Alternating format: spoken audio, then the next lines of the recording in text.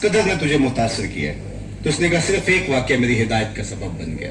सुनी अपने नबी की शान, एक वाक्य मेरी हिदायत का सबब बन गया। वो क्या कहा, एक दिन मजलिस रसूल लगी थी, हुजूम आशिका था कि एक शख्स ने कहा हुजूर मेरा बेटा गुम हो गया और एक अरसे से मिल नहीं रहा, आप दुआ कर दीजिए मेरा बेटा मिल जाए।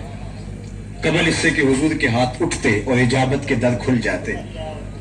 मजलिस में मौजूद एक शख्स जो पीछे खड़ा था उसने कहा हुजूर मैं इसके बेटे को शक्ल से जानता हूँ और अभी अभी फलां बाग के करीब से गुजर के आया हूँ, वहां बच्चों के साथ मैंने उसे खेलते हुए देखा है। बस बात पूरी हो गई, उसने दौड़ लगा दी।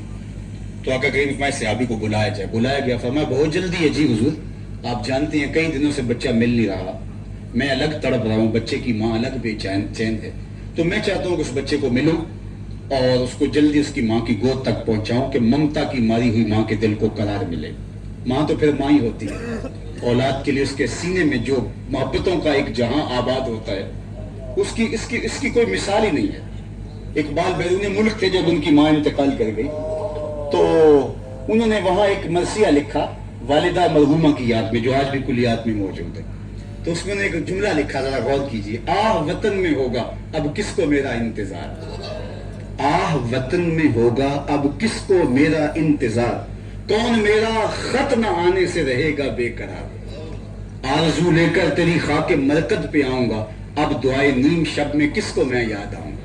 हर एक को कहना ही पड़ता है ना जनाब दुआ में याद रखिए, मौलाना साहब से भी कहना पड़ता है, पीर साहब से भी गुजारिश करनी पड़ती है और बाकी लोगों जनाब मुझे दुआ में याद रख, हज पे जा रहे हो, उम्रे पे जा रहे हो, हमें दुआ में याद रखना। लेकिन माँ से कभी कहना पड़ा कि हमें दुआ में याद रखना, माँ ऐसे ही याद रखती है।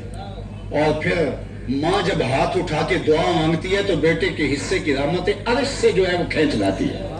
और लाजमी नहीं है कि माँ राबिया बसरिया हो तो फिर ही दुआ कबूल होती है।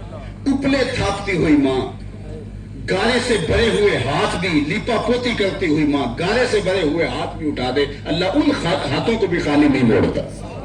माँ के सीने में वो दरक और वो मोहब्बत का जहां आबाद कर दिया गया है। तो कहा उसकी माँ अलग बेचैन होगी और मैं अलग बेचैन हूं, इसलिए मैं जा रहा हूं कि जल्दी जल्दी माँ तक पहुंचा दो। मैं जरूर जाऊं, तुम्हें रोकता नहीं, रोकने के लिए बुलाया भी नहीं, लेकिन मेरी एक नसीहत अच्छी तरह से सुन लो कि जब बाग के किनारे जाओ, बच्चों के सामने अपने बेटे को खेलता हुआ पाओ तो उसको बेटा बेटा कह के आवाज नहीं देना, उसका जो नाम रखा है उस नाम से पुकारना और घर ले जाना। और उसकी जरूर मेरा बेटा है और कई दिनों से बिछड़ा है, मिलेगा तो उसको बेटा कह के पुकारूंगा, सीने से चिमटाऊंगा। कहा नहीं वो तो घर जाके करना, उसका जो नाम रखा है नाम से पुकारना और घर ले जाना। और मेरा बेटा इसमें हरज भी क्या है। फरमाया तुम नहीं जानते, कई दिनों से बिछड़े हो, तुम्हारे लहजे में बला का असर होगा, तुम्हारी आंखों में उमड़ता प्यार मैं देख रहा हूं, लेकिन तुम नहीं जानते खेलने वालों में हो सकता है कोई यतीम भी खेल रहा है।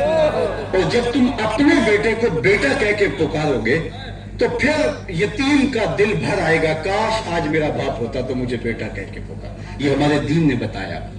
बेवा के सामने अपनी बीवी से मुलातफत करने से मना कर दिया ताकि बेवा का दिल बेचैन ना हो।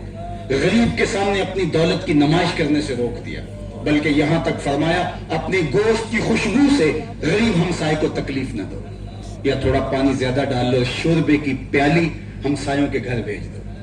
और अगर ऐसा नहीं कर सकते तो जो है वो ऐसे जाविये में खाना पकाओ कि उसकी महक गरीब के घर तक न पहुंचे।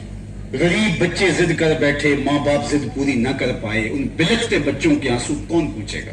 वो क्या किसी ने कहा था, दोपहर को सुला देती है बच्चों को वो इस डर से, दोपहर को सुला देती है बच्चों को वो इस डर से गली में फिर खिलौने बेचने वाला ना आ जाए।